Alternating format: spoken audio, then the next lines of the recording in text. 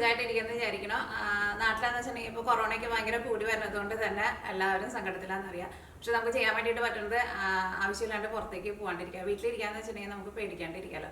ഇവിടെയൊക്കെയാന്ന് വെച്ചിട്ടുണ്ടെങ്കിൽ ഇപ്പോൾ കൊറോണയ്ക്ക് നന്നായിട്ട് കുറഞ്ഞിട്ടുണ്ട് കേട്ടോ. പിന്നെ കുറേ പേർക്കൊക്കെ വാക്സിനൊക്കെ കിട്ടിയല്ലോ. അപ്പോൾ നാട്ടിലേക്ക് നിങ്ങൾക്ക് വാക്സിനൊക്കെ കിട്ടാന്ന് വെച്ചിട്ടുണ്ടെങ്കിൽ എടുക്കാൻ വേണ്ടിയിട്ട് മറക്കരുത് കേട്ടോ. അപ്പോൾ ഇത് നമ്മൾ ഉണ്ടാക്കാൻ വേണ്ടിയിട്ട് പോകുന്നത് ഒരു സിമ്പിളായിട്ട് റെഡി ആക്കിയിട്ട് എടുക്കണ ഒരു ഹെൽത്തി ആയിട്ടുള്ള ഒരു ബ്രേക്ക്ഫാസ്റ്റ് റെസിപ്പിയാണ് ഉണ്ടാക്കുന്നത്. ഇതിലേക്ക് നമ്മളൊരു ക്രീമൊക്കെ ചേർത്തിട്ടാണ് ഇത് റെഡി ആക്കിയിട്ട് എടുക്കുന്നത്. കുട്ടികൾക്കൊക്കെ നല്ല ഇഷ്ടമാവും. കുട്ടികൾക്ക് മാത്രമല്ല എല്ലാവർക്കും നല്ല ഇഷ്ടമാവും. ക്രീമെന്ന് പറയുമ്പോൾ നിങ്ങൾ പേടിക്കേണ്ട. അത് നമ്മുടെ വീട്ടിലുള്ള സാധനങ്ങൾ വെച്ചിട്ട് തന്നെ ഭയങ്കര സിമ്പിളായിട്ട് റെഡി ആക്കിയിട്ട് എടുക്കുന്ന ഒരു ബ്രേക്ക്ഫാസ്റ്റ് റെസിപ്പി. ബ്രേക്ക്ഫാസ്റ്റ് മാത്രമായിട്ടല്ല, ലഞ്ചിന് വേണമെങ്കിൽ കഴിക്കാം, അല്ലെങ്കിൽ വൈകിട്ട് ചായയോട് കഴിക്കാം, ഡിന്നറായിട്ട് എപ്പോൾ വേണമെങ്കിലും കഴിക്കാം. അപ്പോൾ നിങ്ങൾ ട്രൈ ചെയ്ത് നോക്കാൻ വേണ്ടിയിട്ട് മറക്കരുത് കേട്ടോ. പിന്നെ നമ്മൾ മിയാക്കിച്ചലിൽ ലാസ്റ്റ് അപ്ലോഡ് ചെയ്തിട്ടുണ്ടായിരുന്നത് ഒരു നാടൻ തക്കാളി ഒഴിച്ചു കറിയാണ് ചെയ്തിട്ടുണ്ടായിരുന്നത്. നമ്മുടെ ചോറിൻ്റെ കൂടെയൊക്കെ കഴിക്കാൻ വേണ്ടിയിട്ട് നല്ല സൂപ്പർ ടേസ്റ്റ് ആയിട്ടുള്ള ഒരു തക്കാളി കറിയാണ്. ഇനി നിങ്ങളെന്തെങ്കിലും തക്കാളിക്ക് കറി വയ്ക്കാന്ന് വെച്ചിട്ടുണ്ടെങ്കിൽ അതേപോലെ ട്രൈ ചെയ്ത് നോക്കാം. ഉറപ്പായിട്ട് നിങ്ങൾക്ക് നല്ല ഇഷ്ടം. അപ്പോൾ ഇത് നമുക്കൊരു സമയങ്ങൾ തന്നെ നമ്മുടെ ബ്രേക്ക്ഫാസ്റ്റ് റെസിപ്പി നമുക്ക് റെഡി ആക്കിയിട്ട് എടുക്കാം. ഇന്ന് ഞാൻ വളരെ നേരത്തെ ആയിട്ട് വീഡിയോ ചെയ്യുന്നത്. ഇന്ന് കൂടെ സമയം 7:30 ആവണുള്ളൂ രാവിലെ. പിള്ളേരൊക്കെ സ്കൂളിലൊക്കെ പോയി, ആരും ഇല്ല, അവിടെ ഭയങ്കര സൈലൻ്റ് ആയിട്ട് ഇരിക്കുകയാണ്. അപ്പോൾ ഇത് നമുക്കൊരു സമയങ്ങൾ തന്നെ നമ്മുടെ ബ്രേക്ക്ഫാസ്റ്റ് റെസിപ്പി നമുക്ക് റെഡി ആക്കിയിട്ട് എടുക്കാം. ഇനി നമുക്ക് ഇത് റെഡിയാക്കാൻ വേണ്ടിയിട്ട് ഫസ്റ്റ് നമുക്ക് ഇതിലേക്കുള്ള സോസ് റെഡിയാക്കാം. അപ്പോൾ അതിന് വേണ്ടിയിട്ട് ഒരു പാൻ എടുക്കുക. അപ്പോൾ നമ്മുടെ പാൻ നന്നായിട്ട് ചൂടായിട്ടുണ്ട്. ഇനി ഇതിലേക്ക് 2 ടേബിൾ സ്പൂൺ ബട്ടർ. അതിപ്പോൾ ഉപ്പുള്ള ബട്ടറോ ഉപ്പില്ലാത്ത ബട്ടറോ എന്ത് ബട്ടറായിരുന്നാലും കുഴപ്പമില്ല.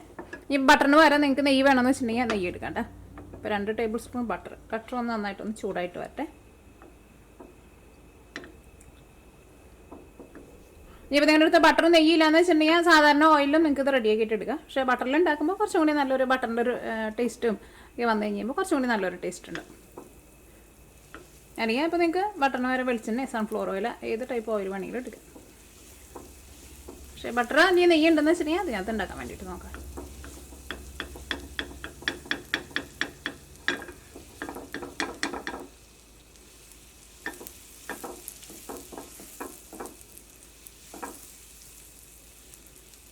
ഈ ബട്ടർ നന്നായിട്ട് ചൂടായിട്ട് ഈ ബട്ടറിലുള്ള ഈ വെള്ളമൊക്കെ പോയിട്ട് ഇടുന്നതാട്ടോ നെയ്യും ബട്ടറും തമ്മിൽ വലിയ വ്യത്യാസമൊന്നുമില്ല.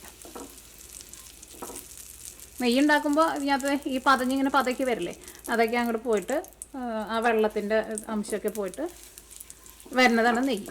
ഇതാ അപ്പോൾ നമ്മുടെ ബട്ടർ ഇതിനകത്ത് കിടന്നിട്ട് നന്നായിട്ട് ചൂടായിട്ടുണ്ട്. തീ നന്നായിട്ട് കുറച്ച് വയ്ക്കുക, പ്രത്യേകം ശ്രദ്ധിക്കുക. ബട്ടർ അല്ലെങ്കിൽ പെട്ടെന്ന് കരി കിട്ടും, ബട്ടറിൻ്റെ ആ കളറൊക്കെ അങ്ങോട്ട് മാറും. ഇതിലേക്ക് എരിവിന് വേണ്ടിയിട്ട് ഞാനിവിടെ കുറച്ച് ക്രഷ് ചെയ്തേക്കണം ഉണക്കമുളക് ചേർക്കുന്നുണ്ട്. അത് നിങ്ങളുടെ എരിവിനനുസരിച്ചിട്ട് ചേർക്കാം. ഇനി അടുത്തത് ചേർക്കുന്നത് 1 ടേബിൾ സ്പൂൺ മൈദപ്പൊടിയാണ് ചേർക്കുന്നത്. ഇനി ഒരു ലോ ഫ്ലെയിമിലിട്ടിട്ട് ഈ മൈദപ്പൊടി ഈ നെയ്യുടെ കൂടെ ഇട്ടിട്ട് നന്നായിട്ടൊന്ന് ചൂടാക്കിയിട്ട് എടുക്കുക. പ്രത്യേകം ശ്രദ്ധിക്കുക, തീ കൂട്ടി വയ്ക്കരുത് കേട്ടോ. തീ കൂട്ടി വെച്ചിട്ടുണ്ടെങ്കിൽ ഇതിനകത്ത് ഇപ്പോൾ പുകയൊക്കെ കയറിയിട്ട് നമ്മുടെ മൈദപ്പൊടി ഇട്ട വഴിക്കാണ്ട് കരിഞ്ഞു പോകും. ആ മൈദപ്പൊടിയുടെ ഒരു പച്ച ടേസ്റ്റ് ഉണ്ടല്ലോ, ആ ടേസ്റ്റൊക്കെ ഒന്ന് പോയിട്ട് ഇതിനകത്ത് കിടന്നിട്ട് മൈദപ്പൊടി നന്നായിട്ടൊന്ന് മൊരിയിടാം.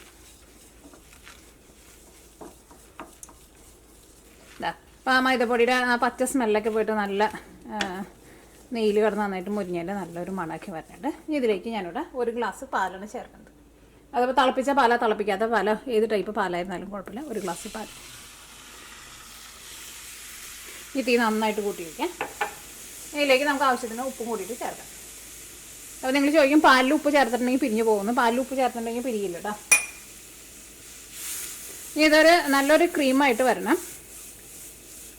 ഈ തീ നന്നായിട്ട് കൂട്ടി വെച്ചിട്ട് ഇങ്ങനെ ഇളക്കി കൊടുക്കുക.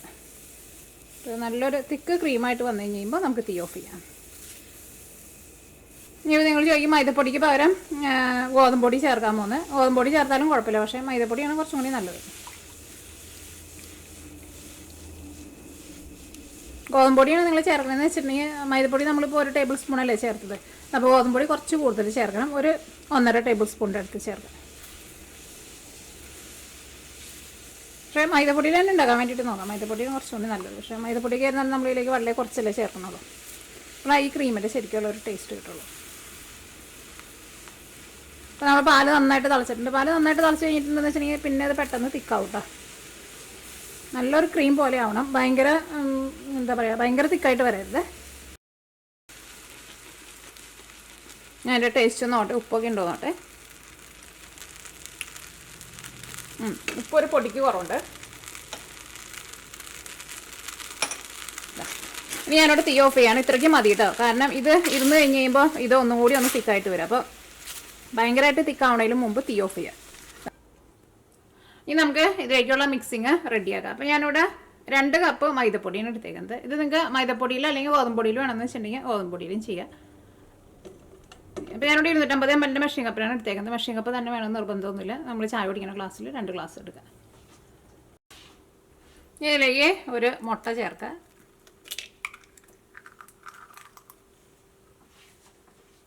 മുക്കാൽ ഗ്ലാസ് പാല് ചേർക്കുക. ഇതിലേക്ക് ഞാനിവിടെ കുറച്ച് മല്ലിയിലയും കൂടിയിട്ട് ചേർക്കണുണ്ട്. ഇതെല്ലാം കൂടിയിട്ട് ഒന്ന് മിക്സ് ചെയ്ത് കഴിഞ്ഞിട്ട് ഇതിലേക്ക് നമുക്ക് കുറച്ച് വെള്ളവും കൂടിയിട്ട് ചേർക്കണം. ഇതിലേക്ക് ആവശ്യത്തിന് ഉപ്പ് ചേർക്കാം. ഇതെല്ലാം കൂടിയിട്ട് നന്നായിട്ടൊന്ന് മിക്സ് ചെയ്യുക. അത് കഴിഞ്ഞിട്ട് ഇതിലേക്ക് നമുക്ക് ഇനി വെള്ളവും കൂടിയിട്ട് ചേർക്കണം. ഇതിപ്പോൾ എല്ലാം കൂടിയിട്ട് മിക്സ് ആയിട്ടുണ്ട്. അപ്പോൾ ഭയങ്കര ടൈറ്റായിട്ടല്ലേ ഇരിക്കുന്നത്. ഇത് നമുക്ക് കുറച്ച് നല്ലൊരു വെള്ളം പോലെ ആക്കണം. കുറേശ്ശെ വെള്ളം ഒഴിച്ചിട്ട് ഇത് കുറച്ച് വെള്ളം പോലെ മിക്സ് ചെയ്തിട്ട് എടുക്കുക.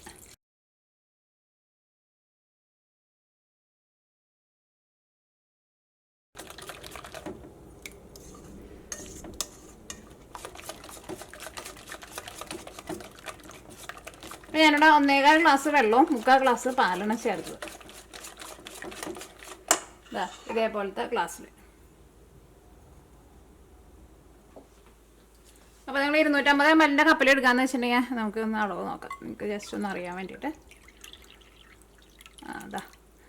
ഒരു കപ്പിൽ ഒരു ഇച്ചിരി വെള്ളം കൂടുതലുള്ളൂ. നിങ്ങൾ ഉപ്പ് നോക്കിയിട്ട് ഉപ്പ് വേണമെന്ന് വെച്ചിട്ടുണ്ടെങ്കിൽ അതനുസരിച്ചിട്ട് ഉപ്പും കൂടിയിട്ട് ചേർക്കാം. പിന്നെ ചെറുതായിട്ട് ഒരു മധുരം വേണമെന്ന് വെച്ചിട്ടുണ്ടെങ്കിൽ അതനുസരിച്ചിട്ട് കുറച്ച് പഞ്ചസാരയും കൂടിയിട്ട് നിങ്ങൾക്ക് വേണമെങ്കിൽ ചേർക്കാം കേട്ടോ. അപ്പോൾ നമ്മുടെ മിക്സിങ് റെഡി ആയിട്ടുണ്ട്. അപ്പോൾ ഇനി നമുക്ക് ഈ മാവ് വെച്ചിട്ട് അപ്പം പോലെ റെഡിയാക്കിയിട്ട് എടുക്കാം. അപ്പോൾ അതിന് വേണ്ടിയിട്ട് നമ്മുടെ പാൻ നന്നായിട്ട് ചൂടായിട്ടുണ്ട്. അതിലേക്ക് കുറച്ച് ഓയിലൊന്ന് നമുക്കൊന്ന് ബ്രഷ് ചെയ്ത് കൊടുക്കാം.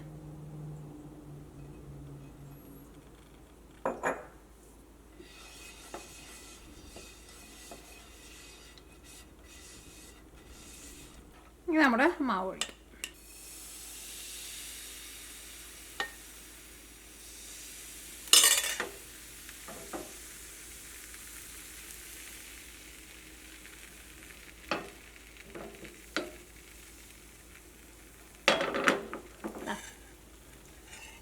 പറയുന്ന കുറച്ച് വെള്ളം പോലെ ഇരിക്കണം കേട്ടോ. അപ്പോഴായിരിക്കും നമുക്ക് നല്ല കനം കുറഞ്ഞിട്ട് കിട്ടുക. അപ്പോഴായിരിക്കും കഴിക്കാനായിരുന്നാലും നല്ല ടേസ്റ്റ് ഉണ്ടാവും. ഇത് മൂടി വയ്ക്കേണ്ട ആവശ്യമില്ല. ഒരു സൈഡ് ഒന്ന് മൊരിഞ്ഞ് കഴിയുമ്പോൾ നമുക്ക് മറ്റേ സൈഡ് തിരിച്ചിടാം.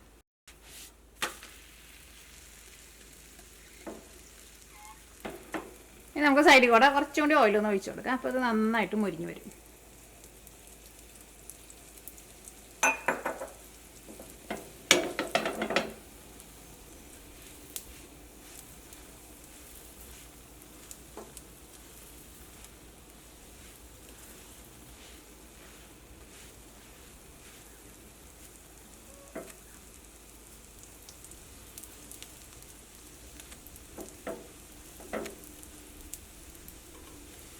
നന്നായിട്ട് മൊരിയിച്ചിട്ട് എടുക്കുക. നമ്മൾ പൊറോട്ടയ്ക്ക് നന്നായിട്ട് മൊരിയിക്കില്ലേ, അതേപോലെ നന്നായിട്ട് മൊരിയിച്ചിട്ട് എടുക്കുക. അപ്പോഴായിരിക്കും കഴിക്കാൻ വേണ്ടിയിട്ട് നല്ല ടേസ്റ്റ് ഉണ്ടാവുക. അപ്പോൾ നിങ്ങൾ അതനുസരിച്ചിട്ട് കുറച്ച് ഓയിലൊന്ന് ഒഴിച്ചു കൊടുക്കണം. അപ്പോഴായിരിക്കും ശരിക്കും നന്നായിട്ട് മൊരിഞ്ഞ് വരാം.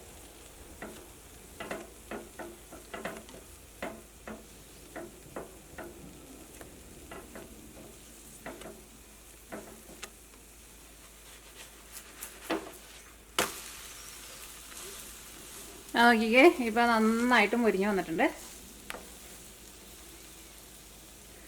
ഇതേപോലെ ഒന്ന് പ്രസ് ചെയ്ത് കൊടുക്കുക. അപ്പോൾ അത് നല്ല സോഫ്റ്റായിട്ട് നന്നായിട്ട് പൊന്തി വരികയും ചെയ്യും.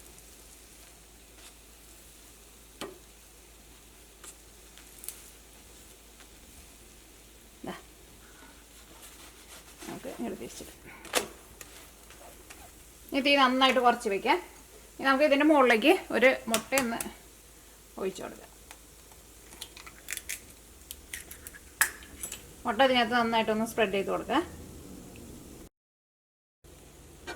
അടിഭാഗം നന്നായിട്ട് മുരിഞ്ഞ് കഴിഞ്ഞിട്ട് മുട്ട സ്പ്രെഡ് ചെയ്താൽ മതി. അല്ലെങ്കിൽ ഈ മുട്ട ഇങ്ങനെ മുകളിൽ ഒഴിക്കുമ്പോൾ അടിയിലേക്ക് അതിൻ്റെ ചെറുതായിട്ട് ഒരു തണുപ്പ് വരും. അപ്പോൾ അടിഭാഗം ശരിക്കും മുരിയില്ല കേട്ടോ. നമുക്ക് തിരിച്ചിടാൻ പാകത്തിന് മുട്ട ഒന്ന് ഇതുമ്പോൾ നന്നായിട്ടൊന്ന് പിടിക്കണം.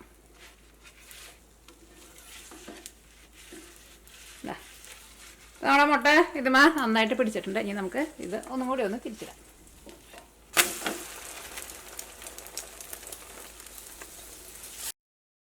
ഈ സൈഡായിരുന്നാലും നന്നായിട്ട് മൊരിഞ്ഞിട്ടുണ്ട്. നമ്മുടെ മുട്ട വെച്ചിരുന്ന ആ സൈഡായിരുന്നാലും മുട്ടയായിരുന്നാലും നന്നായിട്ട് വെന്തിട്ടുണ്ട്. ഇനി ഇതെടുത്ത് നമുക്ക് വേറെ പാത്രത്തിലേക്ക് മാറ്റാം.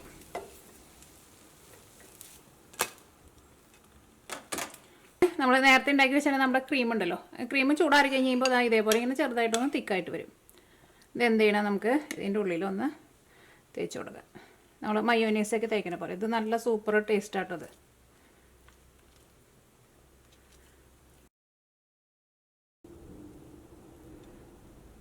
അത് വേറെ നിങ്ങൾ ആ മുട്ട പൊരിക്കുന്ന സമയത്ത് അതിലേക്ക് സബോള അങ്ങനെ സാധനങ്ങളൊന്നും ചേർക്കേണ്ട ആവശ്യമില്ല കേട്ടോ. ഇങ്ങനെ ഉണ്ടാക്കിയിട്ടുണ്ടെങ്കിൽ നല്ല ടേസ്റ്റ് ഉണ്ടാവും. പിന്നെ ഇത് ഇതാ നല്ല ഒതുക്കി ഇതേപോലെ നമുക്കിങ്ങനെ റോൾ ചെയ്തിട്ടുണ്ട്. അത് റോൾ ചെയ്യുമ്പോഴായിരുന്നാലും നോക്കിക്കേ ഇതേപോലെ ഇങ്ങനെ നല്ല ഒതുക്കി കുഞ്ഞിതായിട്ട് ഇങ്ങനെ റോൾ ചെയ്യാം. അവയെ നമുക്ക് ബാക്കിയുള്ളതെല്ലാവരും ഇതേപോലെ റെഡിയാക്കിയിട്ടുണ്ട്.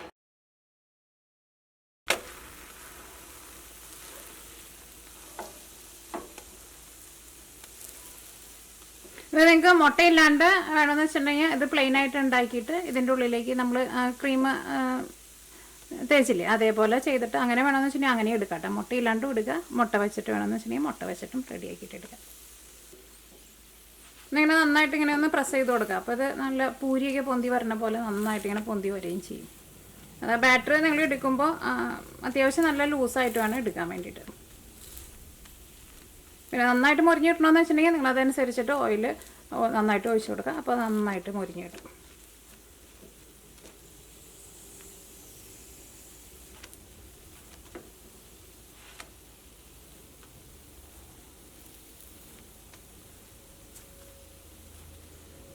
മുട്ട വയ്ക്കാണ്ടാണ് റെഡിയാക്കിയത്. ഇനി ഇതിൻ്റെ ഉള്ളിലേക്ക് നമുക്ക് ക്രീം തേച്ചിട്ട് ഇത് നമുക്ക് ഫോൾഡ് ചെയ്യാം.